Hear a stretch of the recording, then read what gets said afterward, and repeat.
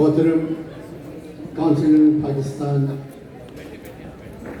طارق کریم صاحب، بیگم صاحبہ، خواتین و حضرات، میں نے معزز نہیں کہا کیونکہ سارے اوورسیز پاکستانی معزز ہی ہوتے ہیں۔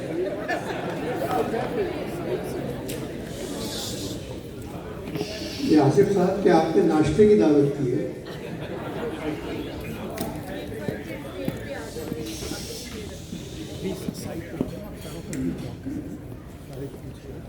زندگی میں کئی مرتبہ ڈاکٹروں کے پاس اپنی مرضی سے گیا۔ یہی وجہ ہے کہ جب ڈاکٹر مجھے بلاتے ہیں تو میں انکار نہیں کرتا، چاہے بلاوا امریکہ سے آئے۔ ڈاکٹر آصف سید ڈاکٹر ہونے کے باوجود شریف، نیک اور ایماندار انسان ہے۔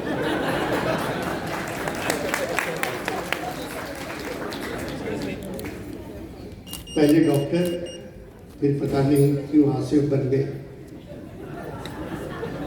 اور پھر تنگ آ کر سید بن گئے۔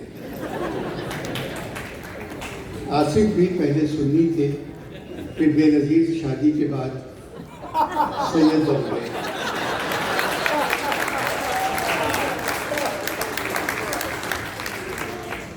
جبکہ ہیں زرداری۔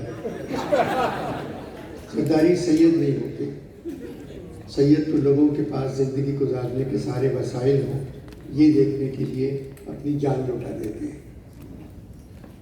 اسلام کی خاطر ڈاکٹر آصف سید پاکستان آ کر 2-3 مرتبہ میرے گھر آئے۔ مجھے یہ اچھے لگے۔ کہنے لگے آپ کو 17 ستمبر کو شکاگو آنا ہے اور کچھ کہنا ہے۔ میں نے پوچھا کون سنے گا؟ تو کہنے لگے سارے پاکستانی۔ میں نے کہا پاکستانی شکاگو میں رہنے لگے ہیں؟ بولے آپ ان سے مل کر خوش ہوں گے۔ میں نے یہ فرمائش قبول کر لی۔ مسلمانوں کے لیے جہنم جانے کا راستہ 12 منٹ کا ہے، مگر کراچی سے شکاگو جانے کا راستہ 22 گھنٹے کا ہے۔ خیر شکاگو پہنچ گئے۔ سرخ گلاب کا ایک گلدستہ ایئرپورٹ پر لیے کھڑے ہوئے تھے۔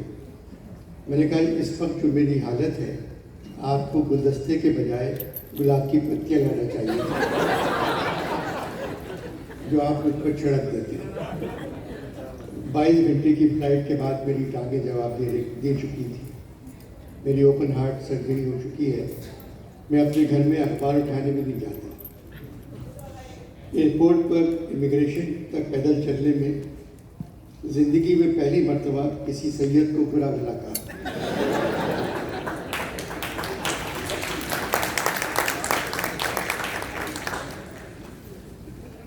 پہلے مجھ سے کہا تھا ایک دن میرے یہاں آپ رہیں گے، مگر مجھے اپنے قریب ایک ہوٹل میں ٹھہرا دیا۔ ہوٹل کا نام شیرٹن تھا۔ اسلام کی وجہ سے زندگی میں پہلی مرتبہ میں مصیبت میں پھنس گیا تھا۔ یہ شیرٹن اصلی شیرٹن ہوٹل کی ناجائز اولاد تھا۔ میرے علاوہ اس ہوٹل میں کینیڈا سے آئے ہوئے کوئی 200-300 ٹرک ڈرائیور ٹھہرے ہوئے تھے۔ مجھے دیکھ کر کہنے لگے تم کر سکتے ہو؟ میں نے کہا میں سائیکل چلاتا ہوں۔ اس سے آپ کو صحت کا فرق معلوم ہو گیا ہوگا۔ کراچی میرے پاس جو گاڑی ہے اس سے 1 فٹ چوڑے اور 2 فٹ لمبے ہوں گے۔ یہ لوگ بھی مجھے بہت اچھے لگے۔ بچوں کی تصویریں بار بار سیل فون پر دیکھ رہے تھے۔ بار میں سب سے سستی شراب پی رہے تھے، اس کے باوجود گانے گا رہے تھے۔ صبح آصف صاحب آئے اور پوچھنے لگے رات کیسی گزری؟ میں نے کہا کینیڈا میں گزری۔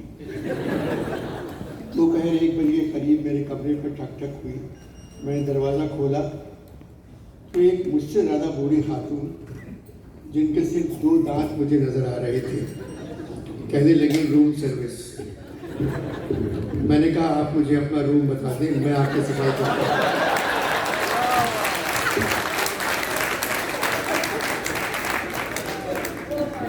میں آ کے صفائی کر دوں گا۔ میں نے کچھ پیسے دیے اور آصف صاحب نے جو گلدستہ مجھے دیا تھا میں نے ان کو دے دیا اور کہا آپ جائیں۔ وہ ایک کے بجائے 2 شیمپو کی بوتلیں میرے کمرے میں رکھ گئے۔ کھانا میں نے آصف صاحب کے گھر کھایا. آصف صاحب کی بیگم، ان کی والدہ، 2 بیٹیاں، 1 بیٹا جو پورے خاندان سے مختلف تھا. مجھے بہت اچھا لگا. سب نے میرے ساتھ ارہر کی دال چاول جو میری فرمائش تھی، اچار چٹنی، شامی کباب اور قسم کے سالن بھی تھے. میں نے صرف ارہر کی دال اور چاول کھائے. بہت مزہ آیا. آصف صاحب کی والدہ سے مل کے بہت خوشی ہوئی. بہت زیادہ پڑھی لکھی خاتون. ان کی بیگم بھی بہت نفیس ہیں مگر حجاب زدہ ہے. اور اولاد، اللہ ایسی اولاد سب کو دی. میں بات شیرٹن کی کر رہا تھا. ضیاء الحق کے زمانے میں کراچی میں شیرٹن تعمیر ہوا. ہوٹل کے مالک میرے دوست تھے.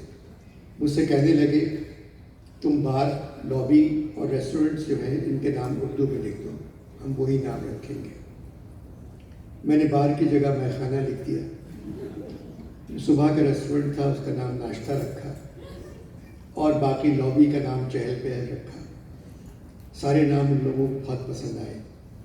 پھر ضیاء الحق کی طرف سے اعلان ہوا شراب نہیں پلائی جائے گی اور یہ نام نہیں رکھے جائیں گے. سارے نام تبدیل کرنا پڑے. میں اس زمانے میں ڈان گروپ کے اردو اخبار حریت کا میگزین ایڈیٹر تھا.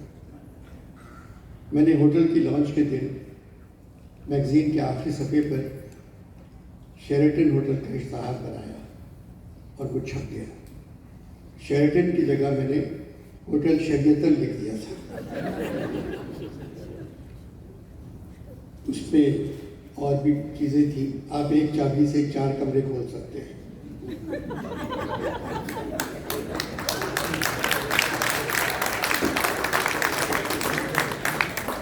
ایئرپورٹ جانے کے لیے اونٹ آپ کو ہوٹل کے دروازے پہ دستیاب ہوں گے. مٹی کے ڈھیلے کاؤنٹر پہ ملیں گے.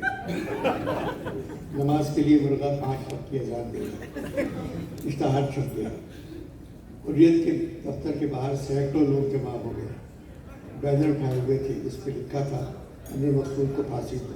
اور دفتر پر پتھراؤ شروع ہو گیا تھا.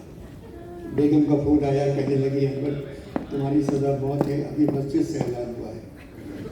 میرے بڑے بھائی اس وقت سندھ کے ہوم سیکرٹری تھے. کہنے لگے انور تم نے کیا کیا؟ دفتر سے باہر مت نکلنا. اخبار کے مالک تھے محمود ہارون صاحب جو اس وقت وزیر داخلہ تھے. مجھے جانتے تھے. مجھے ایڈیٹر کمرے میں بلایا اور کہا تم خود کو کیا سمجھتے ہو؟ ضیاء الحق کا زمانہ ہے اور یہ اشتہار، لوگ ہماری گاڑیاں توڑ رہے ہیں، پولیس آ گئی، فوجی بھی آ گئے. میں نے کہا میں خود جا کر پتھراؤ کرنے والوں سے بات کروں گا. سب نے منع کیا مگر میں باہر چلا گیا. لوگوں نے مجھ سے کہا، میں نے لوگوں سے کہا میری بات سنیے، اس کے بعد آپ مجھے مار دیں.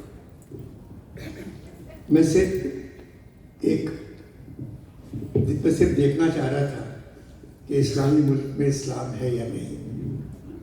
میں نے اشتہار جان بوجھ کے لکھا. میں معلوم کرنا چاہتا تھا کہ مسلمان اس ملک میں ہیں یا نہیں. اب مجھے معلوم ہو گیا کہ مسلمان ہیں. اب مجھے مار دیں آپ. انہوں نے انور مقصود زندہ باد کے نعرے لگائے اور مجھے سوزوکی پر بٹھایا اور پورے شہر کا چکر لگایا.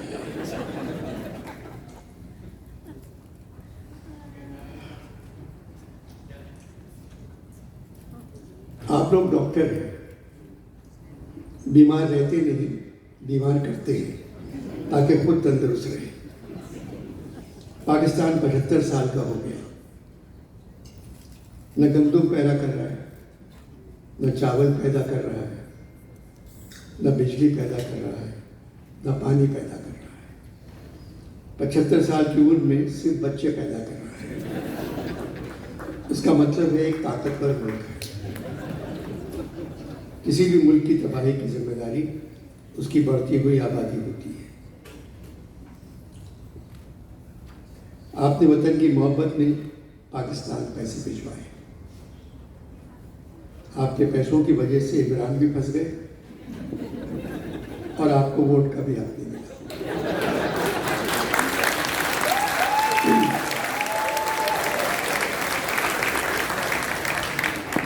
محبت کرنے والے ہمیشہ مشکل میں رہتے ہیں. میر کا شعر ہے، محبت نے شاید کہ دی دل کو آگ، دھواں سا ہے کچھ نگر کی طرف. کئی دفعہ پاکستان کا حال سن کر آپ کی آنکھوں میں آنسو بھی آ گئے ہوں گے، دل خون ہو گیا ہوگا، مگر آپ کا پاکستان سے عشق چل رہا ہے۔ آپ سب ڈاکٹر ہیں، پاکستان کو فیس دے کر اس کا علاج کر رہے ہیں۔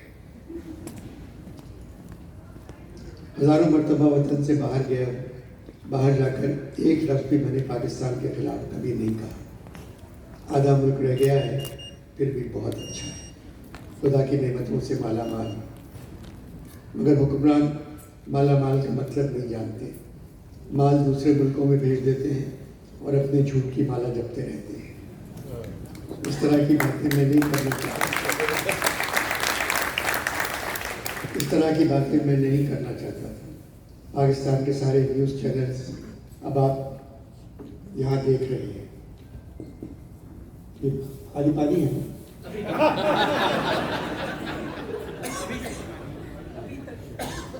روم سروس کو بلا دیں۔ اس طرح کی باتیں میں نہیں کرنا چاہتا تھا۔ پاکستان کے نیوز چینلز آپ یہاں دیکھ رہے ہیں، اگر میں صرف تعریف کی تعریف کروں تو آپ لوگ کہیں گے کہ انور مقصود نے بھی جھوٹ بولنا شروع کر دیا۔ جب ملک میں صرف پی ٹی وی تھا، پاکستان ٹیلی ویژن، میں باہر جا کر حکومت کی تعریف کرتا تھا، کیونکہ پی ٹی وی کو حکومت کی تعریف کے علاوہ اور کوئی کام ہی نہیں آتا تھا۔ زرداری صاحب حکومت میں تھے، پی ٹی وی 24 گھنٹے زرداری صاحب کی تعریف، جبکہ زرداری صاحب کے گھر والوں کو بھی نہیں معلوم آصف میں کی خوبیاں ہیں۔ عمران تھے، پی ٹی وی عمران سے بھرا ہوا تھا، خاتون اول، خاتون دوم، خاتون سوئم۔ خاتون دوم پر پابندی تھی، اس لیے صرف اول اور سوئم کی کہانیاں نظر آتی تھیں۔ ایسا خاتون اول نے دیا، دعائیں خاتون سوئم نے دی، خاتون دوم نے سے بدنام کیا۔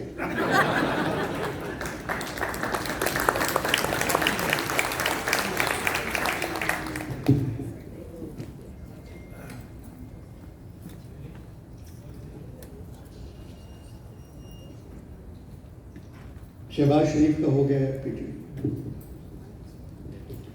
14 اگست کے پروگرام میں کوئی صاحب کہہ رہے تھے، جس خوبصورتی سے وزیر اعظم انگلی اٹھا کے بات کرتے ہیں، اس انداز سے کسی دوسرے وزیر اعظم نے انگلی نہیں اٹھائی۔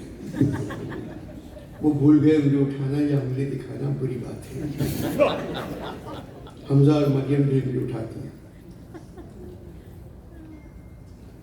مان لیں پاکستان تھوڑا بہت بیمار ہے، آپ لوگ پاکستان کا پھیرا بھی لگاتے ہیں۔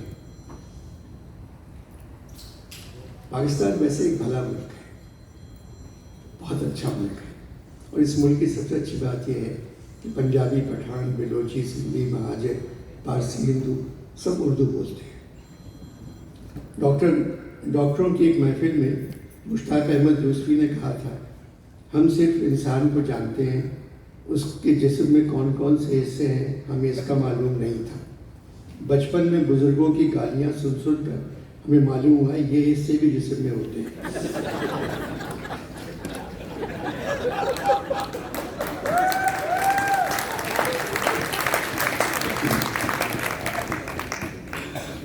اگر میں کسی کانفرنس میں ہندوستان جاؤں تو سب فرمائش کرتے ہیں آپ صرف جان ایلیا پر بات کریں۔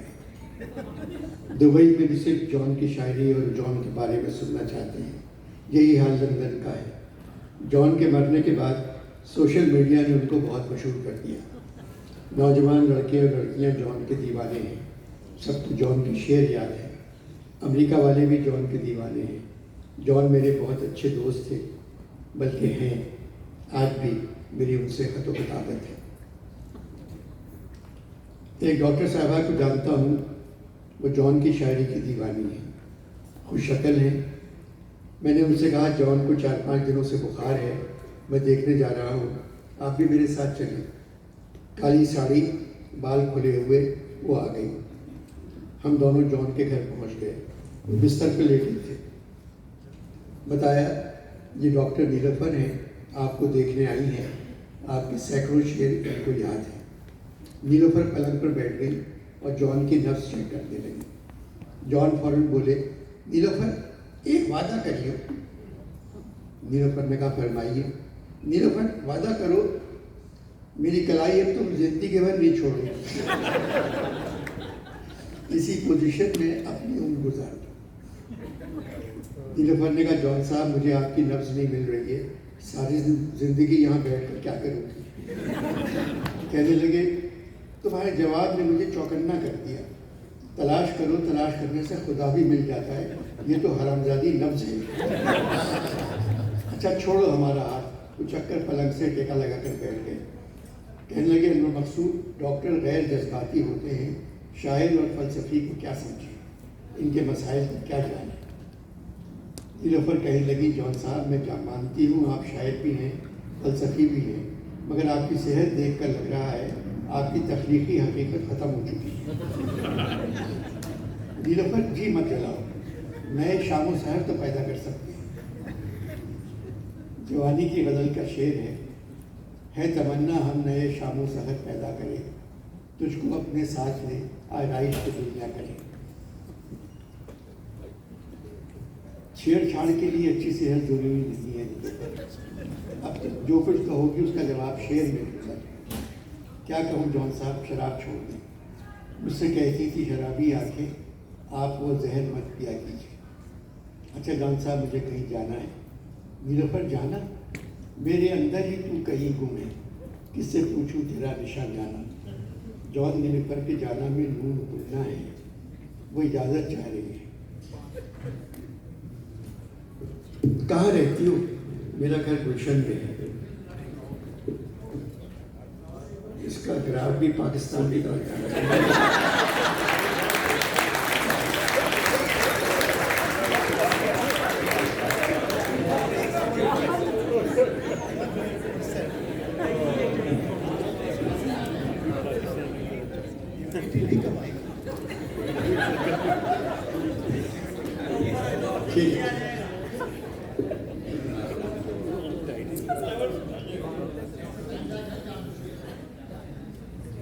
کہاں رہتی ہو؟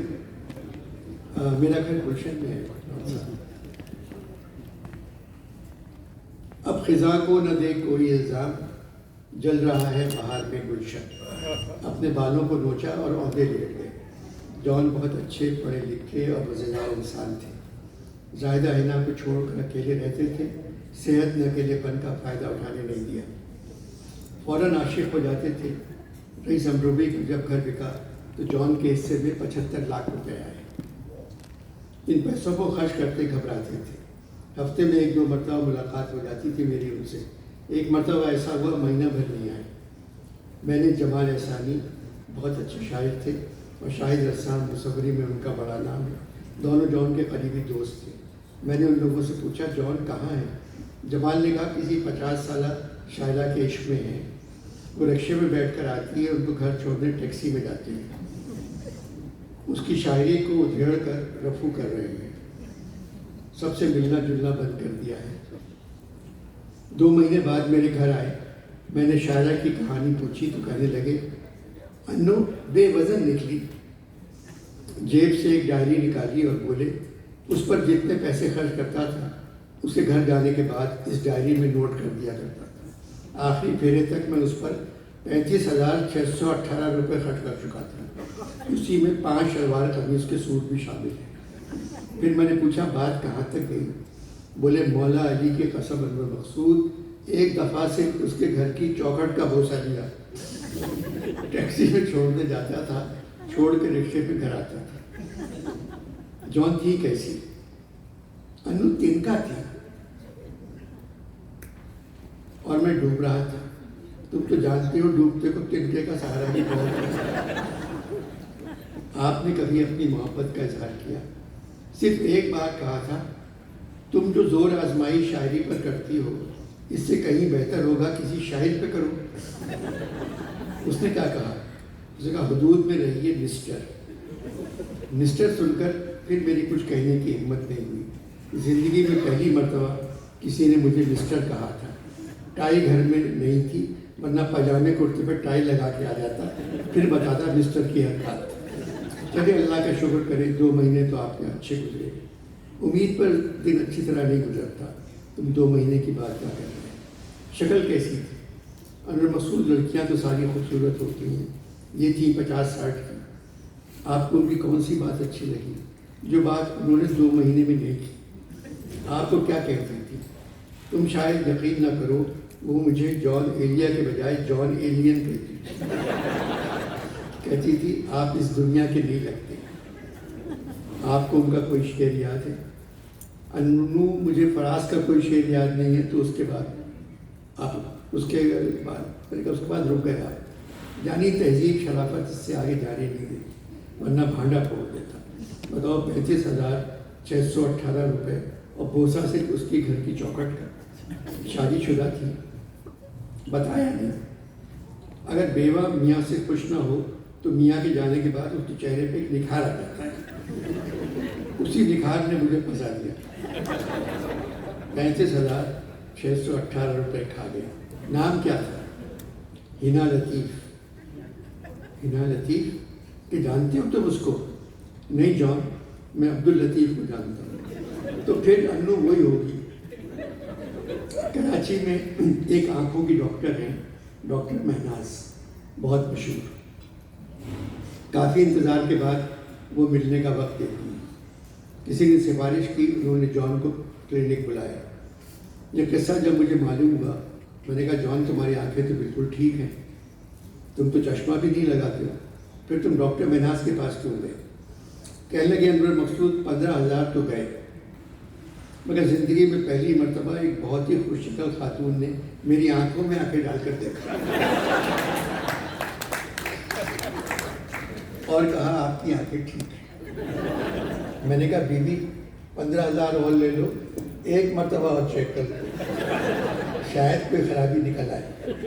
ایک بات کہوں، جب میری آنکھیں ٹھیک ہیں تو ڈاکٹر مہناز ان میں آنسو کیوں نہیں رکتے؟ میری آستین آج تک میں نے سوکھی نہیں دیکھی۔ ڈاکٹر مہناز نے کیا کہا وہ سمجھ نہیں پائی۔ موسیقی کا میں نے شعر سنا دیا، یوں زخم تازہ تجھ کو میں نے پوچھتا رہا، سوکھی کب آستین ملی ہے چشم تر رہی۔ اس نے فیس نہیں لی، پیسے واپس کر دیے۔ شروع میں 15,000 مانگے تھے، انو 15,000 تو واپس آ گئے۔ جاتے ہوئے میں نے پوچھا تم سیدھے گھٹنے کا علاج کر سکتی ہو؟ ہنس کر کہنے لگی نہیں۔ میں نے اٹھتے ہوئے زور سے میز پہ اپنا گھٹنا مارا اور مہناز سے پوچھا گھٹنا تو مار دیا، یہ بتاؤ کیا میری آنکھ پھوٹی؟ انو میں رونے لگا، کہنے لگی خیریت کیا ہوا؟ میں بولا تم مریض کی فریاد نہیں سنتی۔ کہنے لگی اب 15 دن بعد آ جائے۔ میرا دل بے ساختہ بےتاب ہوا، آنسو کی ڈھلک میں ساتھ دیا۔ 15 دن بعد بولی آپ کی کتابیں میرے پاس ہیں، ان پر کچھ لکھ دیجیے گا۔ جان ہر کسی پہ عاشق ہونا چھوڑ دے، انو پھر ٹائم پاس کیسے کرے؟ ویسے ابھی اپنے پاس ٹائم بھی کم ہے اور پیسہ زیادہ خرچ کرے پیسہ۔ بات یہ ہے جیب سے روپیہ نکال کر ہانپ جاتا ہوں۔ اذان ہو گئی ہے انو، میں نے کہا اثر کی ہوئی ہے۔ ارے اذان تو ہو گئی نا، بس ٹھنڈا پانی، برف نہیں، یعنی گلا خراب ہے۔ کسی کو دکھایا، پڑوس میں گلے کے ڈاکٹر ہیں، ڈاکٹر ترمیزی، پرسوں ان کے یہاں کباب کھائے تھے، یوں سمجھ لو گلاوٹ گلے میں آ گئی۔ حیدرآباد میں مشاعرہ تھا، میں میزبان تھا۔ ایک بڑی وین میں میں، علیم، جمال احسانی، افتخار عارف، صابر ظفر اور جان کراچی سے روانہ ہوئے۔ جان ڈرائیور کے ساتھ آگے کی سیٹ پہ بیٹھے ہوئے تھے۔ ہر 10 منٹ بعد ڈرائیور سے کہتے میاں وین سائڈ پر روک لو۔ وین سے کود کر کمر بند کھولتے ہوئے پیشاب کرنے چلے جاتے ہیں۔ اب تک وین کوئی 6-7 مرتبہ رکوا چکے تھے۔ ڈرائیور سے پوچھنے لگے بھائی حیدرآباد اب کتنی دور ہے؟ ڈرائیور نے کہا 2 پیشاب دور۔ بولے انور مقصود یہ ہے مزہ۔ کراچی کے حالات خراب تھے، میں اپنے گھر میں بیٹھا پینٹ کر رہا تھا۔ رات کا 1 بج رہا تھا، دروازے کی گھنٹی بجی۔ بیگم نے کہا انور آپ باہر نہیں جائیں گے؟ میں نے زور سے پوچھا کون؟ بولے انو جانی میں ہوں۔ میں نے بیگم سے کہا جان بھائی۔ جا کر دروازہ کھولا، میں نے پوچھا خیریت جان اتنی رات گئے؟ بولے خیریت بعد میں پوچھنا، پہلے ٹیکسی والی کی پیمنٹ کر دو۔ چوک ہو گئی، میں نے بٹوا جیب میں ڈالا تھا مگر دیکھا تو کرتے میں جیب ہی نہیں تھی۔ پیسے دے کر جان کو میں اپنے ساتھ کمرے میں لے آیا۔ آنے کی وجہ پوچھی، کہنے لگے پیوں گا نہیں، ہمارا گھر بک گیا ہے، بھائی رئیس کو پیسے بھی مل گئے ہیں، مگر وہ میرا حصہ نہیں دے رہے. 75 لاکھ بنتا ہے.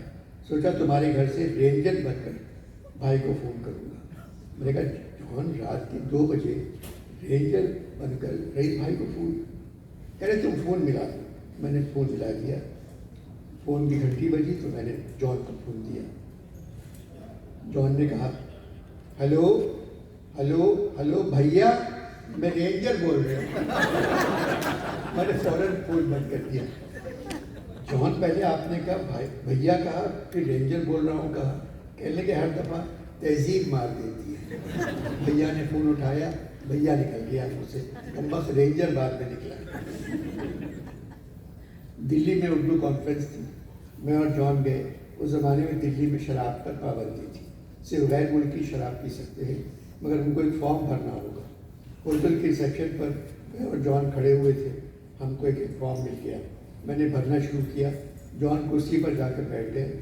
پھر فارم پڑھ کر بال نوچتے ہوئے آئے اور اس لڑکی سے کہنے لگے میری زبان کو معاف کریو, پہلے یہ بتاؤ یہ فارم کس حرامزادے کی ایجاد ہے. فارم پر لکھا تھا شرابی کا نام, شرابی کے باپ کا نام, شرابی کہاں پیدا ہوا, شرابی کا پاسپورٹ نمبر, شرابی کی تاریخ پیدائش. جان نے اس لڑکی کے سامنے فارم پھاڑ دیا اور مجھ سے بولے میرا فارم بھی تم ہی بھر دو. شرابی کے باپ کا نام لکھنے کی ہمت نہیں ہو رہی ہے. میرے ابا 5 وقت کے نمازی تھے.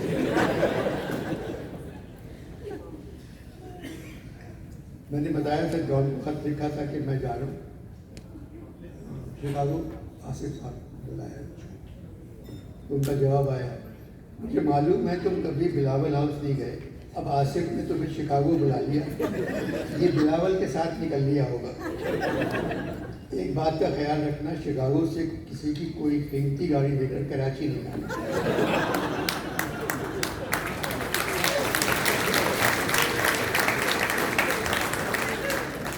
بینٹلے کے لینے کے دینے پڑ گئے. انو یہاں غالب کی پیدائش اور برسی, بیس کی پیدائش اور برسی, بیس کی پیدائش اور برسی بھٹو کے. میرے خیال میں ایسا کرے آپ بولیں میں اسے پکڑے.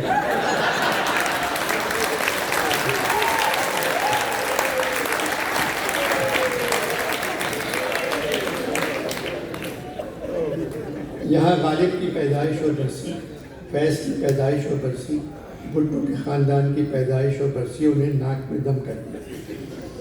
پیدائش اور برسی کا کیک کاٹا جاتا ہے. آرٹ کونسل کراچی میں بھائی رئیس کی برسی کا پروگرام تھا. سفید چادر پر چنوں کا ڈھیر تھا. میں نے مشکل سے 10 چنے پڑے اور 50 کھا کر نکل لیا. فیض کی سالگرہ پر بھٹو نے کیک کاٹا. فیض نے کہا اب ہم کیا کریں. سب خاموش تھے. میں نے زور سے کہا چلو چلو لاڑکانے چلو. صرف بھٹو نے تالی بجائی. انو جانی ہم بھی پیدا ہوئے اور مر گئے. قصہ ختم. نہ برتھ ڈے نہ برسی. پیدائش اور برسی کے فنکشنوں کا سلسلہ اب ختم ہو جانا چاہیے. میں نے تمہیں خط میں لکھا تھا میں ایک حور کو اردو پڑھا رہا ہوں. وہ ہر دن میری سالگرہ مناتی ہے اور کہتی ہے شاید آپ آج پیدا ہوئے ہوں. ایک کھجور پر موم بتی لگا کے لے آتی ہے. کھجور خود کھا جاتی ہے, موم بتی مجھے دے دیتی ہے. امروہے والوں کو برا بھلا کہتی ہے جس کی وجہ سے مجبوراً مجھے کہنا پڑا میں چیچا وطنی کا ہوں. میرے پاس آنے سے پہلے وہ سارتین کے پاس مصوری سیکھنے جاتی تھی. سارتین بھی امروہے کے ہیں. کہنے لگی ایک دن سارتین نے میری تصویر بنائی, میرے سر پر کوا بٹھا دیا. میں نے کہا جنت میں کوا کہاں سے آ گیا. کہنے لگا بھی پاکستانی لایا ہوگا. میری ناف کی جگہ آنکھ لگا دی. میں نے پوچھا ناف میں آنکھ کیوں لگا دی. کہنے کا یہ مصور کا کمال ہے, اب تم ہر زاویے سے مجھ کو دیکھ سکتی ہو. 2.5 فٹ کی گردن. میں نے وہ تصویر پھاڑ دی. کہنے لگا تم نے 2 کروڑ پھاڑ دیے. میں نے سمجھایا سارتین کا تعلق صرف امروہے سے نہیں ساری دنیا سے ہے, بہت بڑے مصور ہیں. کہنے لگی بخشش صرف تعاتی کی وجہ سے ہوئی ہے, ورنہ میں کیا بتاؤں ان کے بارے میں. ایک شام میں اسے اقبال کی شاعری سمجھا رہا تھا. کہنے لگی تم چیچا وطنی کے تو نہیں لگتے, پنجابی تمہاری زبان سے کبھی نہیں سنی. میں نے کہا اور سناؤ. بور کی جگہ بڑا ہی لگا. چھوٹا ہی لگا دیا اس نے، اور ہور سناؤ کہہ کے پنجابی بن گیا۔ اوپر الیکشن نہیں ہوتے کیونکہ سارے مسلمان اوورسیز ہیں، جن کو ووٹ کا حق نہیں ہے۔ یہاں غالب بادشاہ ہیں، اقبال نائب بادشاہ ہیں، جمہوریت نہیں ہے۔ اکبر نے غالب پہ مقدمہ کر دیا ہے، اکبر سمجھتا ہے بادشاہت کا حقدار وہ ہے، مگر اکبر مقدمہ ہار جائے گا کیونکہ اس کی بیگم ہندو تھی۔ ابھی غالب بیچارہ یہاں بھی جیل میں ہے۔ ایک مشاعرے میں اس نے اپنی ایک نظم دستور پڑھ دی، ایسے دستور کو میں نہیں مانتا میں نہیں جانتا، گا کر سنائی۔ جنت کے دروغہ سمجھے یہ اوپر کے دستور کی بات کر رہا ہے۔ بیچارے کو کھجور کے درخت سے باندھ دیا۔ وہ چیخ چیخ کر کہہ رہا تھا، یہ نظم میں نے ایوب خان کے دور کے خلاف لکھی تھی۔ ایوب خان سے پوچھا گیا تو انہوں نے کہا میرا دور تو سب سے اچھا دور تھا، یہ نظم اس نے 3-4 دن پہلے لکھی۔ یہاں کی ہر صبح نور سے بھری ہوئی ہے، اور اس کی ہمت دیکھیے، کہہ رہا ہے صبح بے نور کو میں نہیں جانتا میں نہیں مانتا۔ میں ایوب خان کے پاس گیا اور کہا پاکستانی فوج کی قسم، غالب نے یہ نظم آپ کے دور کے خلاف لکھی تھی، مان لیجئے پاکستانی فوج کی قسم، اس سے بڑی قسم ہو نہیں سکتی، ورنہ میں اللہ کی قسم کھا سکتا تھا۔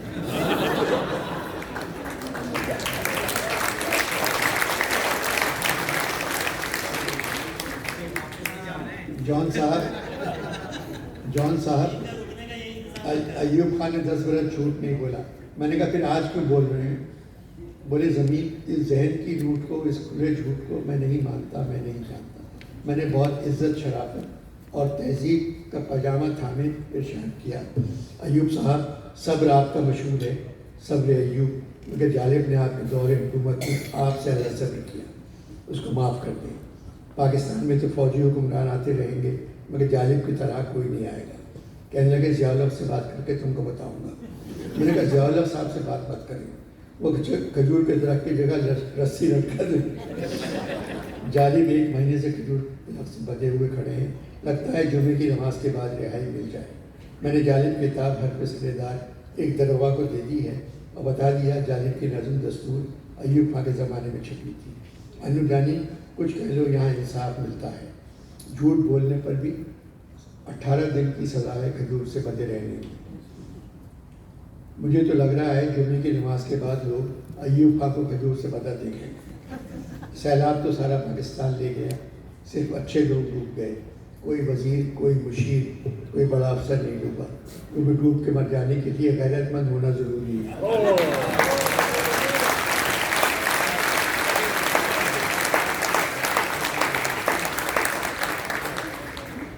شکاگو سے واپسی پر ضرور خط لکھ دینا، سب کا جان جانی جانے میں۔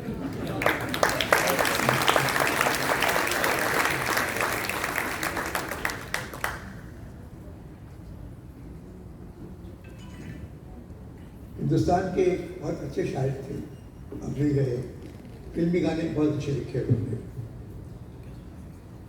آپ کی نظروں نے سمجھا پیار کے جو اپنے داستان اپنی سنائی آپ کو بولے، جب جب تمہیں بلایا تم اور یاد آئے، سپنوں میں اگر میرے تم آؤ تو سو جاؤں۔ مزاحیہ شاعری بھی کرتے تھے۔ میں نے کووڈ کے زمانے میں ان کی شاعری پڑھی۔ ہمارے یہاں مسلمانوں میں ایک جو محفل ہوتی ہے، خاندان والے چاہے امیر ہو، امیر خاندان ہو، اس محفل میں اس دعوت میں غریبوں کو ضرور بلاتے ہیں۔ یہ ایک ہی دعوت ہوتی ہے اور یہ ہوتی ہے کسی کے چہلم کی، ورنہ نہیں بلاتے پورے خاندان کو۔ تو جمیلہ کے میاں مر گئے تھے، جمیلہ کے چہلم تھا ان کا، تو پہلے تو سارا خاندان آ جاتا ہے، بوڑھی عورتیں ایک طرف بیٹھ جاتی ہیں باتیں کرتی ہیں۔ اب جمیلہ کے گھر میں بزرگ خواتین مصروف ہیں، اب نظم شروع ہوتی ہے۔ جمیلہ اب اٹھو نہ آنسو بہاؤ، جن کے میاں مر گئے ان سے کہیں، جمیلہ اب اٹھو نہ آنسو بہاؤ، نئی وقت رونے کا درمیاں بچھاؤ۔ یہ دنیا ہے فانی گیا جانے والا، وہ رونے سے واپس نہیں آنے والا۔ نہ بیکار اب تم دہائی مچاؤ، اٹھو سارے گھر میں صفائی کراؤ۔ جمیلہ کے سامنے سے گزر کر تو کر صاف کمرے کے جالے ہو سکیا، تو چھت سے بڑا باس اٹھا لا رضیہ، چھپا کر کہیں رکھ دے میلی رضائی، بنائے گی باتیں شفاعت کی تائی، کرے صاف میں جڑ کے آنگن کو آؤ، خدا کے لیے ناک گھر کی بچاؤ۔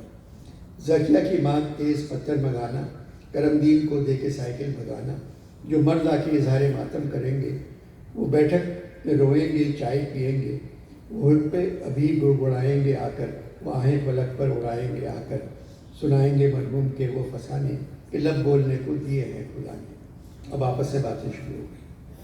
اے ہے دلہن نے اتارا تھا سر جوڑا کہ دولہا نے دنیا فانی کو چھوڑا، بہت خوبصورت بہت نیک تھا وہ، ہزاروں جوانوں میں بس ایک تھا۔ چپ ہو جائے پھپھو، چپ ہو جائیں پھپھو بول رہی ہیں، کچھ پھپھو اور پھپھو سب جھوٹ بول رہی ہیں۔ نماز ایک بھی ہرگز نہ اس نے قضا کی، شب و روز کرتا ہے عبادت خدا کی، جدھر دیکھتے ہیں ادھر غمی غم ہے، کریں اس کا جتنا بھی ماتم وہ کم ہے۔ خالہ تم بولو، خالہ تم بھی بولو نا، ارے وہ کس پیار سے مجھ کو کہتا تھا خالہ، بہت تھا وہ سیدھا بہت بھولا بالا، جدائی میں اس کی ہوا دل دیوانہ، کہ لگتا ہے اچھا نہ پینا نہ کھانا۔ ممانی دل سے وہ کبھی ملا ہی نہیں زندگی، ارے ہمارے محلے میں جب بھی وہ آتا، خدا کی قسم ہم سے وہ مل کے جاتا، جگر کا وہ ٹکڑا تھا آنکھوں کا تارا، مگر جگر کا وہ ٹکڑا تھا آنکھوں کا تارا، ہمیں اپنی اولاد سے تھا پیارا۔ ساس جمیلہ کے سر پہ ہاتھ رکھ کر، جمیلہ خدا کی قسم مسکرا دے، تیری بے قراری نہ ہم کو رلا دے، وہ آخر ہمیں بھی تو تھا جہاں سے پیارا، مگر دے لیا ہم نے دل کو سہارا، نہ کر بین اتنا نہ رو اتنا پیاری، ہمارے کلیجے کو چلتی ہے حالی۔ زمین پر دسترخوان پر کھانا نکل گیا، سب بیٹھ گئے۔ رضیہ ذرا گرم چاول تو لانا، زکیہ ذرا ٹھنڈا پانی پلانا، بہت خوبصورت بہت نیک تھا وہ، ہزاروں جوانوں میں بس ایک تھا وہ۔ زلیخا مجھے روغنی نان دینا، وہ فرنی اٹھانا وہ پکوان دینا، ارے جدائی میں اس کی ہوا دل دیوانہ، کہ لگتا ہے اچھا نہ پینا نہ کھانا۔ منگانا پلاؤ ذرا اور خالہ، بڑھانا ذرا قورمے کا پیالہ، ارے جدھر دیکھتے ہیں ادھر غم ہی غم ہے، کریں اس کا جتنا بھی ماتم وہ کم ہے۔ وہ ننھی کے زردے میں کشمش تھوڑی، بہت دیر سے مانگتی ہے نگوڑی، وہ ٹکڑا جگر کا تھا آنکھوں کا تارا، ہمیں اپنی اولاد سے تھا پیارا۔ ارے پڑا ہے پلاؤ میں گھی ڈالنے کا، خدا تو ہی حافظ ہے میرے گلے کا، ارے دلہن سے کہو آ اتنا نہ روئے، بیچاری نہ بیکار میں جان کھوئے۔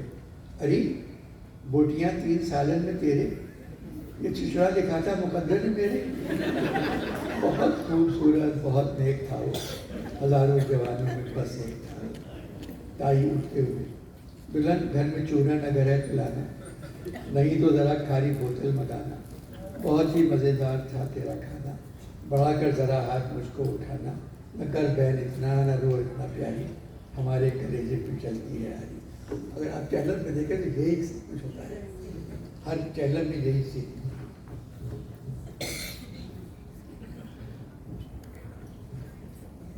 معین اختر کے لیے میں نے 32 برس لکھا۔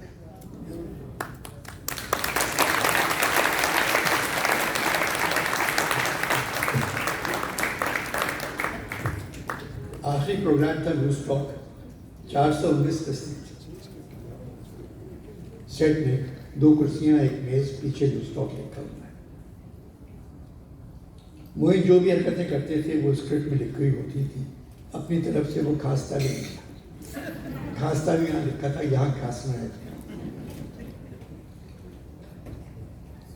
بامبے سے جاوید جعفری ہندوستان کے مشہور اداکار ہیں، میرے دوست ہیں، ان کا فون آیا، کہنے لگے یوٹیوب پر لوز ٹاک دیکھ رہا ہوں، معین کی ڈبنگ کون کر رہا ہے؟ میں نے بتایا معین کو یہ سارے پرانے پروگرامز ہیں، معین کے انتقال کو 10 برس ہو چکے ہیں، ہمارے حالات وہی ہیں، اس لیے لوگ سمجھ رہے ہیں یہ نئے اسکرپٹ ہے۔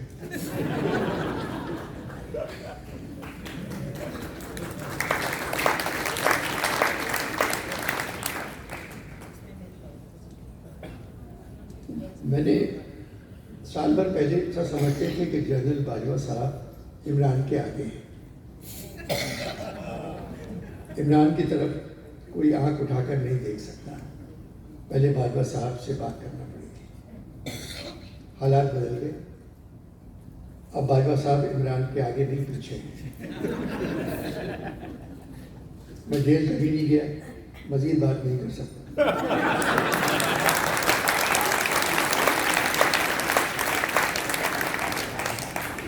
کیونکہ شہباز گل سے شہباز گل ہو گئے.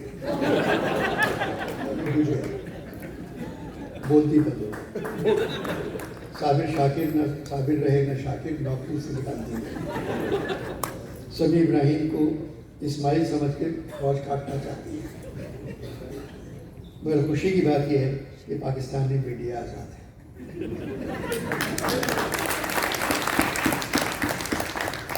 ARY والوں کے بے حد اصرار کے بعد میں نے ڈو اسٹاپ کی طرح 3 پروگرام ریکارڈ کیے ہیں جو دسمبر میں آن ایئر ہوں گے. مگر موئن کی جگہ کوئی اداکار لے نہیں سکتا. وہ کرسی موئن کی تھی اور موئنی کی نہیں تھی. میں نے مجبوراً یہ 3 پروگرام ریکارڈ کیے ہیں. پہلا پروگرام میں لیڈی ڈاکٹر کا ہے. میں ان کا انٹرویو کر رہا ہوں. آپ ڈاکٹر ہیں؟ آپ نہیں کہنا بھول گئے. نہیں کہنا میں سمجھا نہیں. میں ڈاکٹر نہیں ہوں. فرق کیا ہے ڈاکٹر نہیں ہے؟ ایک چھوٹے کپڑوں کا ہے بس, باقی تو سب چیز. شادی شدہ ہے, 2 مرتبہ تھی. اس میں ہنسی کیا بات ہے؟ میں جب بھی غلط آپریشن کرتی ہوں میری ہنسی نکل جاتی ہے. آپریشن کرنا مذاق نہیں ہے. صرف فوج کو آپریشن کرنا مذاق نہیں ہے. ڈاکٹروں کے لیے جتنا بڑا آپریشن اتنا بڑا مذاق. کیا کہہ رہے ہیں آپ؟ الٹا ہاتھ تو ہمیشہ مریضوں پر اٹھایا. آپ کے سامنے سیدھا ہاتھ اٹھا کر کہہ رہے ہیں, سچ کہہ رہے ہیں. سوچ سمجھ کر بات کریں. آپریشن میں پہلے مریض کو ہم بے ہوش کرتے ہیں. سوری غلط کہہ گئی. آپریشن سے پہلے مریض کے گھر والوں سے آپریشن کے پیسے لیتے ہیں, پھر مریض کو بے ہوش کرتے ہیں. جب وہ بے ہوش ہو جاتا ہے پھر ڈاکٹروں کی مرضی اس کا بیڑا پار کرے یا اس کا بیڑا نہ کرے. آپریشن کامیاب ہو گیا تو منہ پر سے ماسک اتار کر مبارک کی آوازیں سنتے ہیں. اور اگر آپریشن فیل ہو گیا تو منہ پر سے ماسک نہیں اتارتے. فیل ہونے کی بات مریض کے گھر والے تھیٹر میں گھس کے رد البساط شروع کر دیتے ہیں. آپ لوگ ایسا کیوں کرتے ہیں؟ دیکھیے جعفر صاحب, یہ جو دنیا کا اصول ہے, پیدا باپ کرتا ہے, مارتا ڈاکٹر ہے. اور کریں اگر ڈاکٹر نہ ہوتے تو پاکستان کی آبادی چین سے زیادہ ہوتی. مگر کچھ میں ایک شرافت ہے. آپریشن کامیاب نہیں ہوا تو میں فیس کے پیسے واپس کر دیے. آج تک آپ نے کتنے قومی آپریشن کیے ہیں؟ خدا جھوٹ نہ بلوائے, 100 آپریشن کر چکی ہوں. میں قسمت دیکھیے ہر مرتبہ فیس واپس کرنا پڑتا. آپ آپریشن کیوں کرتے ہیں؟ وہ بھی غلط ہے. غلط آپریشن مجھے ورثے میں ملا ہے. والد فوجی تھے, غلط آپریشن میں مارے گئے, مگر ان کو تمغہ شجاعت ملا. مجھے ابھی تک کوئی تمغہ نہیں ملا ہے. آپ کا نام ہے انسانیت کی خدمت. خدا کی قسم جب بھی کسی مریض میں انسانیت نظر آئی میں ڈاکٹر چھوڑ دوں گی. MBBS کی ڈگری کہاں سے حاصل کی؟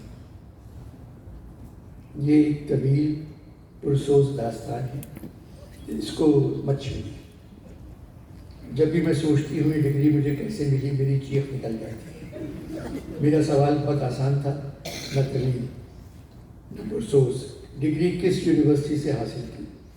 یہ ڈگری میرے نزدیک ایک خواب ہے, اور خواب بھی دیوانی کا. آپ عورت کی فزکس نہیں سمجھ سکتے. عورت کی فزکس رہی, عورت کی کیمسٹری. ہر امتحان میں دونوں ساتھ آتے تھے, اس وجہ سے فزکس کہہ گئی. آپ بیمار ہیں؟ جی نہیں. پھر آپ میرے پیچھے کیوں پڑے؟ کبھی میرے ہاتھ میں شفا تھا, شفا تھی. میرے دوسرے شوہر کا نام شفا الدین تھا, ہاتھ سے نکل گیا. پتہ نہیں آپ کتنے لوگوں کی موت کی نیند سلا چکی ہیں. کیا جانیے موت پہلے کیا تھی. اب میری حیات ہو گئی ہے، آپریشن کرنا میرا فرض ہے۔ اماں نے سلائی نہیں سکھائی، اس لیے رفو کرنا نہیں آتا، وہ جھڑ کر آ جاتی۔ بچے ہیں، اگر ہوئے تو سب سے پہلے انفارم کروں گی آپ کو۔ میں نے ڈگری کا پوچھا تھا، آپ کو سوز داستان کہہ کر رونے لگی۔ کس یونیورسٹی سے MBBS کی ڈگری حاصل کی؟ ابتدائی شباب کے دکھوں کو کہنے کی صلاحیت ڈاکٹر میں نہیں رہتی۔ یہ سمجھ لیں میری MBBS کی ڈگری سول لا فرمانی تھی، مگر مجھے اختیار نہیں ہوئی۔ ڈاکٹروں کو رہنے دیں، میری جذبات نگاری پر توجہ فرمائیں۔ میں شاعرہ بھی ہوں، ڈاکٹر نہیں اور شاعر۔ حیرت کی کیا بات ہے، ڈاکٹر اقبال بھی شاعر تھے، وہ پڑھے لکھے ڈاکٹر تھے، MBBS نہیں۔ وہ تو مر گئے، اب آپ کی بات کنفرم بھی نہیں کر سکتی وہ MBBS تھے یا پڑھے لکھے تھے۔ آپ نے اقبال پڑھا ہے؟ جب دیکھا نہیں تو پڑھ کے کیا کریں؟ مشاعروں میں جاتی ہیں؟ نہیں۔ کیوں؟ سارے بزرگ شاعر میرے کان میں آ کر کہتے ہیں میں تمہیں گھر چھوڑ کے آؤں گا۔ شاعر تو شریف ہوتے ہیں، شاعر تو شریف ہوتے ہیں۔ انور صاحب اس ملک میں شریف نہیں ہوتے، آپ شاعروں کی کیا بات کرتے ہیں؟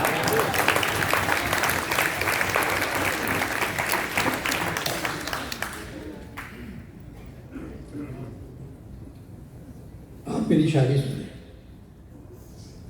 کس قسم کی شاعری کرتی ہیں؟ ملک کے حالات پہ شاعری کرتی ہیں۔ کس طرح کی شاعری؟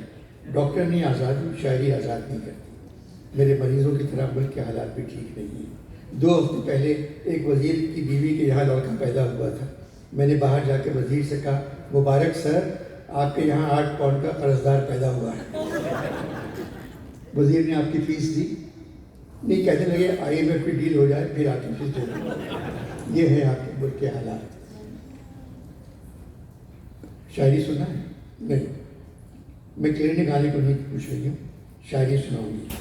میں ڈاکٹر نہیں ہوں، سب کا علاج کرتی ہوں۔ میں ڈاکٹر نہیں ہوں، سب کا علاج کرتی ہوں، نہ مارتی ہوں کسی کو نہ آپ مرتی ہوں۔ دوسرا مصرع آپ کا چھوٹا ہے، نہ مارتی ہوں کسی کو نہ آپ مرتی ہوں۔ کتنے مریض مار چکی ہیں آپ؟ نہ مارتی ہوں کسی کو، مارتی سے میری مراد موت نہیں ہے، یہاں میری مراد ہے جوتا۔ جوتا؟ نہ مارتی ہوں کسی کو، جی ہاں غالب کا انداز ہے، نہ مارتی ہوں کسی کو نہ آپ مرتی ہوں۔ غالب نے کہا تھا نہ ہو مرنا تو جینے کا مزہ کیا۔ یہاں مرنا موت نہیں ہے، کسی نہ کسی پر مرتے رہو تو پھر جینے کا مزہ آئے گا۔ نہ ہو مرنا تو جینے کا مزہ کیا۔ میں ڈاکٹر نہیں ہوں، سب کا علاج کرتی ہوں، نہ مارتی ہوں کسی کو نہ آپ مرتی ہوں۔ لگی ہے کوٹ میں میرے تو 1 گز کی جیب، میں جیب بھر کے مریضوں کے زخم بھرتی ہوں۔ آپ کی شاعری میں تو وزن ہے، آپ مجھے اٹھا کر دیکھیں، مجھ میں ہی بہت وزن ہے۔ خدا حافظ، خدا حافظ۔ نہیں، اور شاعری سناؤں گی۔ 2 کے ساتھ میں رہی، تیسری کے ساتھ عمران۔ 2 کے ساتھ میں رہی، تیسری کے ساتھ عمران۔ زندہ باد پاکستان، زندہ باد پاکستان۔ اس طرح کی شاعری مجھے پسند نہیں ہے۔ اس کا مطلب ہے آپ کو ملک پسند نہیں ہے، بہت پسند ہے۔ عرض کرتی ہوں، پاکستان کا مطلب کیا؟ قرض ملا یا قرض دلا؟ لا الہ الا اللہ، لا الہ الا اللہ۔ جتنا چاہے مال بنا، فوجی کو ایکسٹینشن دلا۔ لا الہ الا اللہ، لا الہ۔ اوورسیز سے بھیجے نوٹ، ان کا کوئی ووٹ نہیں، ان کی محبت کا یہ صلہ۔ لا الہ الا اللہ، لا الہ۔ سب کا پیسہ باہر ہے، خالی گھر اور بستر ہے، ECL پر نام تھا جس کا، وہ باہر چپکے سے چلا۔ پاکستان کا مطلب کیا؟ لا الہ الا اللہ، لا الہ۔ اس طرح کی شاعری کیوں کرتی؟ کیونکہ میرا رشتہ زمین سے جڑا ہوا ہے، اور یہی شاعرہ کو عظیم بناتا ہے۔ ابھی میں نے IMF کے لیے ایک شعر لکھا تھا، تیرے در پہ آئی ہوں کشکول لے کر، ملا کچھ تو جاؤں گی میں ڈھول لے کر۔ اس میں وطن کی تہذیب کہاں سے آ گئی؟ قبضہ میرے وطن کی تہذیب کا ایک اہم جز ہے۔ IMF پاکستان کے لیے لکھا تھا، تیرے در پہ آئی ہوں کشکول لے کر، ملا کچھ تو جاؤں گی میں ڈھول لے کر۔ ایک اور شعر، آسمانی بجلی کو اس لیے لگایا تھا، آسمانی بجلی کا بل کبھی نہیں آتا۔ آپ تو مزاحیہ شاعری کرتی ہیں، جس طرح مزاحیہ ڈاکٹری کرتی ہیں۔ صرف لفظی توازن مزاحیہ ہے، سوچ مزاحیہ نہیں ہے۔ کسی شاعر سے متاثر ہیں، فیض، فراز، منیر سے۔ ان تینوں میں کون پسند ہے؟ یہ تینوں مجھ کو پسند کرتے تھے۔ ان تینوں کو آپ نے اپنی شاعری سنائی، گفتگو اتنی طویل ہو جاتی تھی، شاعری سنانے کا وقت ہی نہیں ملتا تھا۔ ان کی شاعری سنی بہت، مگر جب میری باری آتی تھی تینوں پھر گفتگو شروع کر دیتے تھے۔ آخری نظم سنانے کی کوشش کرتی ہوں۔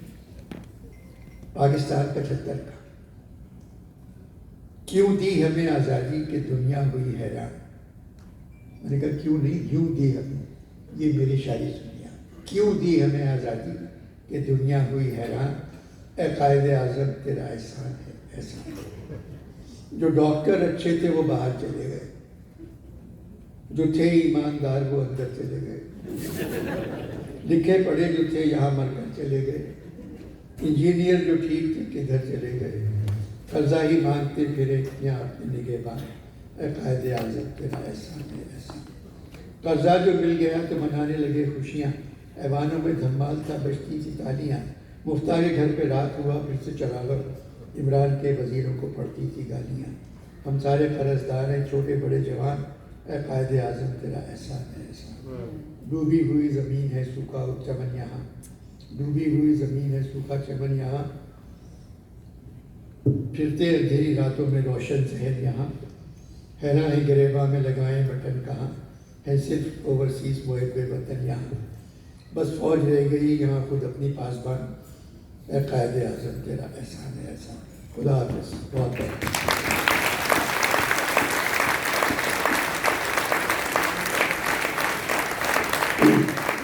دوسرا میرا انٹرویو تھا ایم کیو ایم کی خاتون جو ایم کیو ایم چھوڑ دی۔ آپ تو پہلے ایم کیو ایم میں تھی۔ ارے جب کسی لیڈر کی موت آتی ہے تو وہ لندن کی طرف بھاگتا ہے۔ سچ کہہ رہی ہوں یا غلط کہہ رہی ہوں مجھے نہیں معلوم۔ جب leader M Q M London نکل لیا تو سب نکل لیے، ایم کیو ایم نکل لی اور زرداری کے قدموں میں بیٹھ گئی۔ جب میں نے یہ پکچر دیکھی تو قوام سے بھری پیٹ گھبراہٹ میں نکل لی، چکر آیا میں پھر بھی نکل لی۔ مذہب تبدیل کیا، مہاجر سے نون کی مسلم ہو گئی۔ اسلام میں مذہب تبدیل کرنے کی سزا موت ہے۔ اسلام میں مذہب تبدیل کرنے کی سزا موت ہے۔ ارے پاکستان میں کون سا اسلام آ رہا ہے؟ آپ نے مذہب نہیں سیاسی جماعت تبدیل کی ہے۔ ارے مذہب کو رہنے دو، میری بات مانیو۔ اب مریم ملک چلائے گی، لاہور چلی آئی، مریم صاحبہ سے ملاقات ہوئی۔ رانا ثناء اللہ ملاقات کا موقع نہیں دے رہا ہے، کہہ رہا ہے پہلے مجھ سے ملاقات کرو پھر مریم سے۔ تو رانا ثناء اللہ سے ملاقات کر لے، اگر ملاقات کر لی تو پھر مریم کو کیا منہ دکھاؤں گی؟ میں سمجھا نہیں، کمبخت وزیر داخلہ ہے۔ میں سمجھ گئی ہوں اور نہ کچھ۔ آپ کو مریم صاحبہ کیوں پسند ہے؟ غریب ہے، ارے بغیر ماں کے جی رہی، باپ پاکستان نہیں آ سکتا، بیچارے بھائی در بدر۔ مریم صاحبہ غریب ہیں، قسم لے لو اس کے پاس ولایت میں تو کیا لاہور میں بھی کوئی جائیداد نہیں۔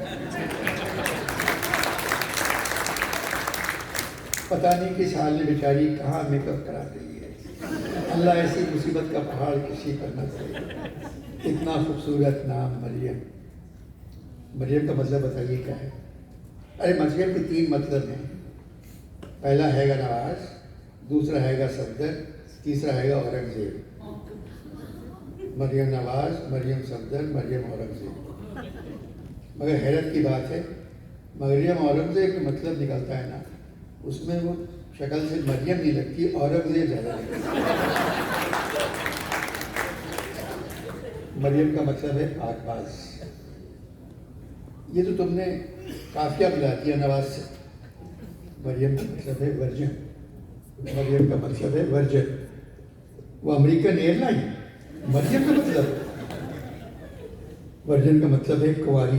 کیا پاگل ہو گیا ہے؟ مریم کنواری، عیسیٰ کی والدہ جن پہ کیس چل رہا ہے، وہ جسٹس عیسیٰ ہے بھائی جن پہ کیس چل رہا ہے، پیغمبر عیسیٰ کی والدہ۔ آپ حمزہ سے ملی؟ حمزہ وہ دنیا کا سب سے امیر حمزہ ہے۔ مجھے امیر پسند نہیں، مریم غریب ہے، نہ ولایت میں کوٹھی نہ لاہور میں گھر۔ آپ بہت بھولی ہیں. میں بھولی اس دنیا میں رہتا ہے. میاں صاحب کی جماعت میں جانے کا کیوں سوچا؟ ہمارے میاں تو مر گئے. ارے بہت افسوس ہوا. جو مجھے نہیں ہوا وہ تجھے کیوں ہوا؟ کیا کرتے تھے؟ مرحوم الطاف حسین کا چپراسی تھا. کیا کہہ رہی ہیں؟ ارے رتبہ نہیں حیثیت بتا رہی ہیں. کس طرح مر گئے؟ یہ ایک مزاحیہ کہانی ہے. صبح ہو جائے گی, کہانی ختم نہیں ہو سکتی. کسی کی موت مزاحیہ کہاں سے ہو سکتی ہے؟ جب میں کہہ رہی ہوں تو یقین کر لے. میاں مر گئے, سوچا کسی اور میاں کی طرف نکل لو. لاہور آئی, یہاں ہر طرف پیسہ ہی پیسہ. واحد مریم نظر آئی جس کا ولایت میں تو کیا لاہور میں بھی کوئی گھر نہیں, ہماری طرح غریب. آپ کے میاں بھی ایم کیو ایم میں تھے. ایم کیو ایم کے لیے خاص شکل چاہیے. دیکھتے ہی معلوم ہو جاتا ہے کہ ایم کیو ایم آ رہا ہے.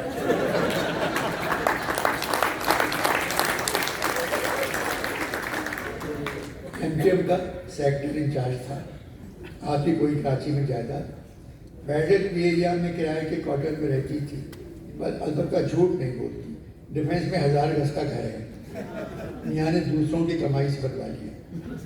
دعا کرو مریم سے ملاقات ہو جائے, وہ نون کا ٹکٹ دے دے گی. وہ آپ کو ٹکٹ کیوں دے گی؟ نون کی بنیادیں ہیں پائے مغز نہاری. مجھ سے اچھا کوئی بناتی نہیں. یہ تو آپ کھانوں کی بات کر رہے ہیں. تو بتاؤ نون بغیر کھائے رہ سکتی ہے؟ سب کھانے پر تو زندہ ہیں. نیب نے صرف پوچھا, نون سے پوچھا کتنا کھایا ہے. آپ کو پنجابی آتی ہے. میاں کے مرنے کے بعد ہر ہفتے ایک پنجابی میرے گھر آتا تھا. اچھا وہ جس کو تم سمجھ رہے ہو وہ نون کا نہیں ہے مگر پنجابی ہے. پتنگ چھوڑ کے آپ شیر کی طرف آ گئے.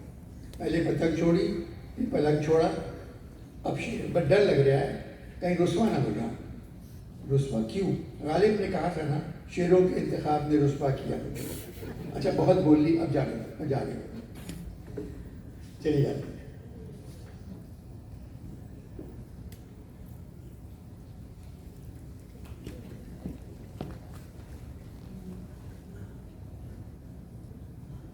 جس دور 66 برس میں نے ٹی وی کے لیے لکھا,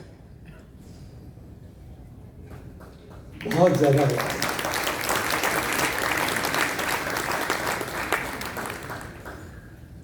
پھر میں نے اسٹیج پلیز لکھنا شروع کیا. کراچی میں اسٹیج پہ چلتا ہے 6 دن چلتا ہے ایک پلے. میرا پہلا پلے تھا 14 اگست.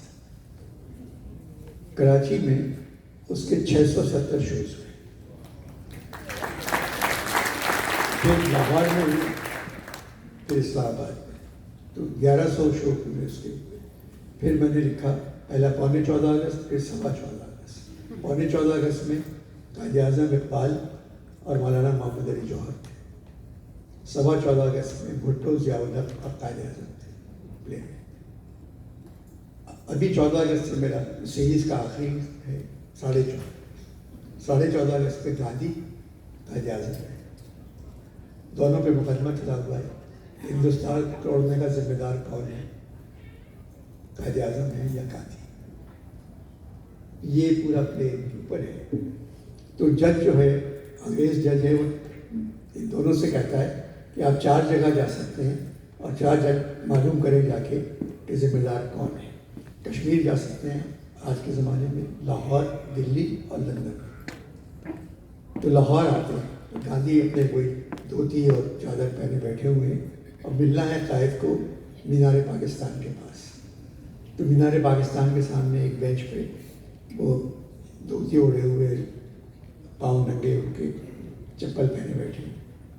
تو ہیرا منڈی سے ایک لڑکی آتی ہے, وہ آ کے غور سے دیکھتی ہے ان کو اور کہتی ہے کہ ارے عمرہ کر کے ایئرپورٹ سے ڈائریکٹ آ گئے. تو وہ کہتے ہیں بھائی میں مسلمان نہیں ہوں. تو میرے کپڑوں سے تو وہی لگ رہا ہے نہیں میں مسلمان نہیں ہوں, مجھے ملنا ہے کسی سے, تو میں یہاں آیا. دلی میں اب بہت سیریس ہے, اس طرح کی باتیں ہیں اس میں.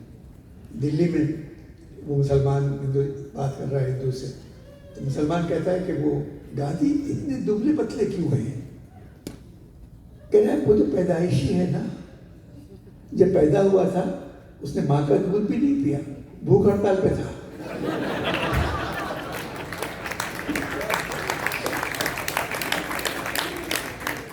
اب یہ پلے اور آخر میں گاندھی ضلع کی کورٹ پروسیڈنگ ہے، جس میں جناب کہتے ہیں کہ تم لوگ ابوالکلام آزاد، تم پٹیل، نہرو، تم لوگ ماضی میں رہتے تھے، حال کو دیکھتے تھے، میں صرف مسلمانوں کے مستقبل کو دیکھتا تھا، مجھے ہندوستان میں مستقبل نظر نہیں آیا ان کا، تو مجھے یہ فیصلہ کرنا پڑا۔ تو میرے گاندھی کہتے ہیں کہ تم سال بھر ہی رہے پاکستان کے حالات دیکھ کے اور زندہ نہیں رہے، کیونکہ کہا کہتا میں ایماندار تھا، کہتے ایماندار تو عمران بھی ہے، 3.5 سال سے حکومت کہہ رہا ہے پھر بھی ہے، پاکستان میں اگر ایماندار زندہ نہیں رہ سکتے تو پھر ایک صاحب وہاں کھڑے ہوئے، وہ کہتے ہیں بات سنیے، جس طرح ایک مچھلی سارے تالاب کو گندا کر سکتی ہے، اسی طرح ایک ایماندار حکمران پورے ملک کو بے ایمان کر سکتا ہے۔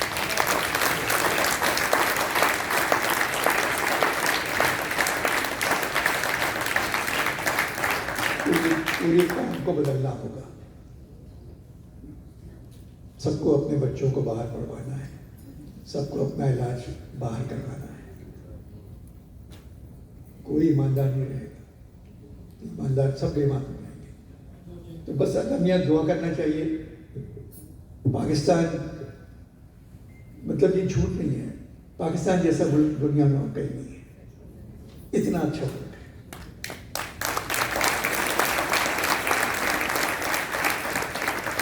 مگر ہماری بدقسمتی یہ ہے کہ قائد کے بعد ہمیں کوئی سربراہ نہیں ملا اچھا، ایک بھی سربراہ اچھا جاتا نہ۔ تو میں صبح کہہ رہا تھا، میں نے ناشتہ کیا تھا طارق صاحب کے یہاں، اور ناشتہ کر کے مجھے اتنا اچھا لگا، میں قسم کھا رہا ہوں، مجھے لگا میں گجرات کے کسی گھر میں بیٹھا ہوا ہوں، 22 عورتیں شلوار قمیض پہنے بیٹھی ہیں، دوپٹے سر سے لیے ہوئے، لگی نہیں رہا تھا کہ شکاگو میں بیٹھی ہوں۔ پاکستان میں بھی اس طرح کی خواتین اب نظر نہیں آتی، بالکل نہیں۔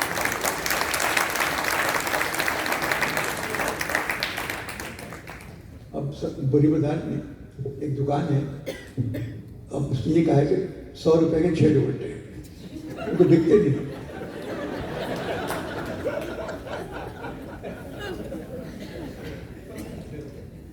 آپ لوگوں کا بھی دل خراب ہوا ہوگا جب پاکستان کی ٹیم ہاری،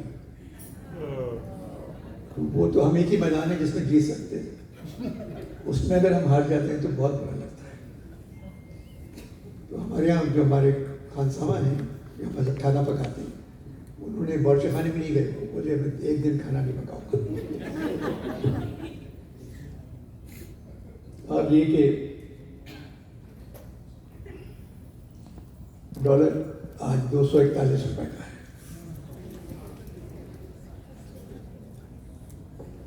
ترقی دیکھیے پاکستان کی، 241 روپے کا ڈالر۔ پیٹرول مطلب اب تھوڑا سا روک لیتے ہیں، پیٹرول پورا بھراتے نہیں ٹینک، وہ بھی اپنے اوپر چھڑکنے کے لیے، یہ حالات ہے۔ مگر امید پہ سب جی رہے، اور انشاءاللہ اچھے دن ہر آدمی کی قسمت میں لکھے، ہر ملک کی قسمت میں۔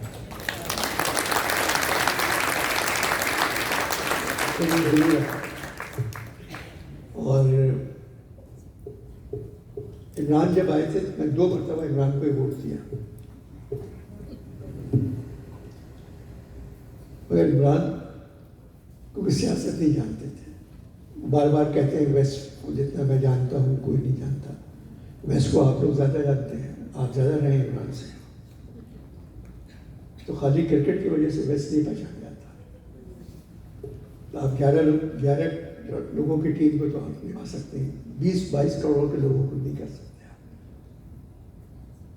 اب سچا ہے، رستے پہ نکلے ہوئے ہیں، ایماندار ہے، کام کر رہے ہیں اچھا، مگر 3.5 سال میں صرف بدلہ لینے کے بجائے اگر عمران تعلیم اور صحت پہ کام کر لیتے تو بہت اچھا ہو جاتا۔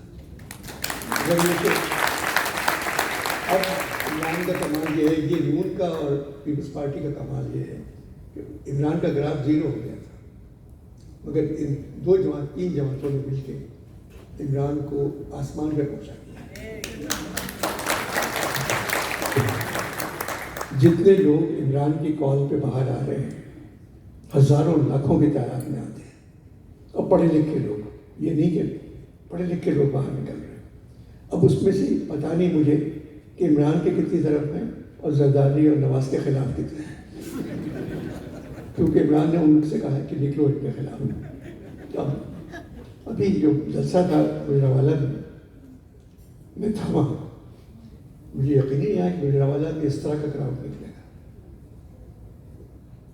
اور قسم کھا رہا ہوں 4-5 گھنٹے میں کسی نے مرغی منہ میں نہیں رکھی۔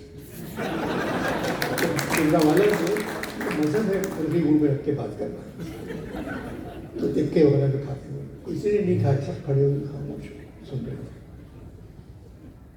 اب الیکشن ہوتے ہیں تو انشاءاللہ دیکھیں، مگر مجھے تو لگ رہا ہے کہ الیکشن وہی اس طرح کی ہوں گے، آدم اور حوا ٹہل رہے تھے سمندر کے کنارے، تو حوا نے پوچھا آدم سے تو مجھ سے واقعی محبت کرتے ہو؟ تو آدم نے کہا اور ہے کون؟